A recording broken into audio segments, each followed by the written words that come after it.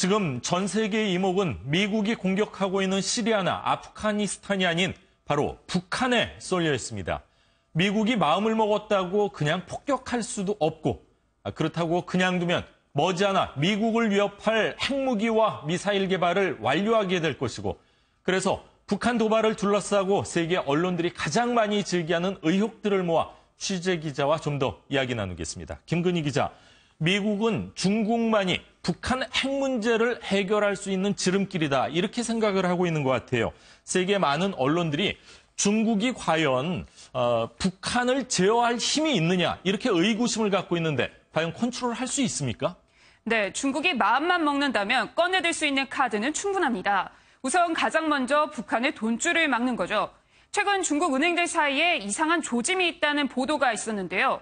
북한 국적의 여건으로 계좌를 개설한 사람들을 불러서 저축한 돈을 돌려주는 대신에 계좌를 폐지하고 통장과 현금 카드를 회수하고 있다는 겁니다. 이 때문에 중국에서 돈을 벌어 북한으로 송금하는 외화벌이 일꾼들이 비상이 걸렸다고 하는데요. 미국이 북한과 연계된 중국 기업과 금융기관을 제재하는 이른바 세컨더리 보이콧 가능성에 대비한 겁니다.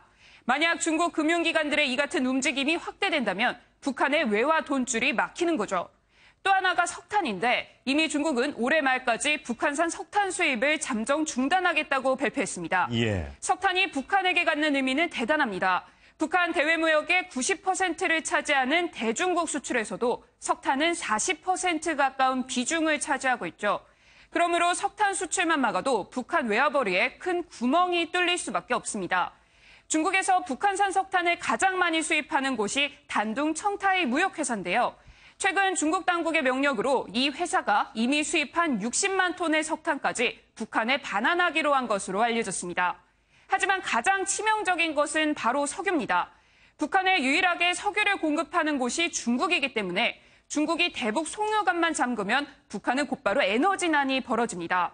실제로 2003년 북한이 육자회담 참가를 거부하자 중국이 사흘간 원유 공급을 중단해 북한이 제발로 회담장에 걸어 나오기도 했습니다.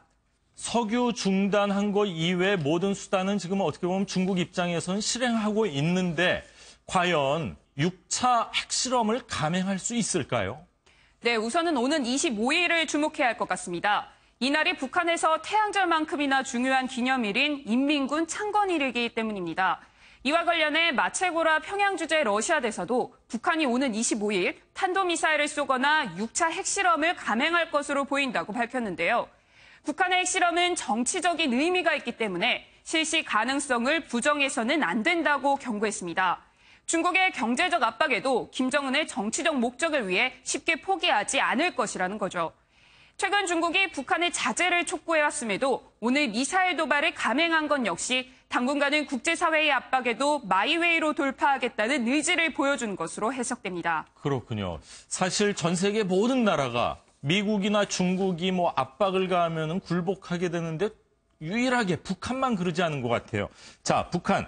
오늘도 사실 미사일 실패하지 않았습니까? 올해 들어 벌써 세 번째인데 과연 무슨 미사일을 개발하고 있다고 분석하고 있습니까?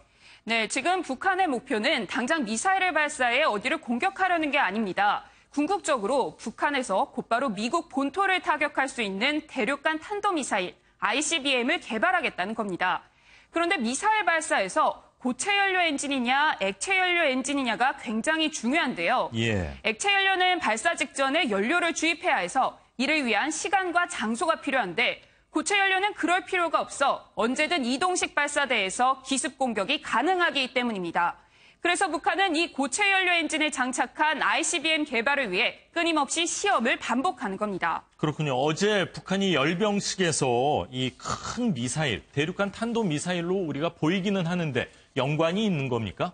그렇습니다. 어제 북한이 이전에 본 적이 없었던 신형 미사일을 포함해 각종 미사일들을 공개했는데요. 월스트리트 저널은 전문가 말을 인용해 괴물 미사일이라고 표현하기도 했습니다. 다만 지금 화면에 보이시는 것처럼 이게 미사일 자체는 아니고 미사일을 발사관에 넣은 채 공개된 건데요. 특히 주목해야 하는 건 바퀴축이 7개인 차량에 담긴 미사일입니다. 기존에 공개된 발사관보다 긴 데다 러시아 신형 ICBM과 유사한 형태여서 바로 이 미사일이 고체 연료를 사용하는 신형 ICBM의 가능성이 나오고 있는데요. 물론 겉으로는 발사관만 공개됐기 때문에 그 안에 실제 ICBM 탄체가 들어있는지는 장담할 수 없다는 해석도 나옵니다. 때문에 오늘 북한의 미사일 발사가 바로 이 신형 발사관 안에 들어갈 탄체를 개발하기 위한 시험이 아니냐는 관측도 나오고 있습니다. 네, 여전히 북한의 6차 핵실험 도발이 있을 가능성이 높은 가운데 자, 국제사회가 과연 어떤 해법을 찾아갈지 지켜봐야 될 것 같습니다. 김근희 기자 수고하셨습니다.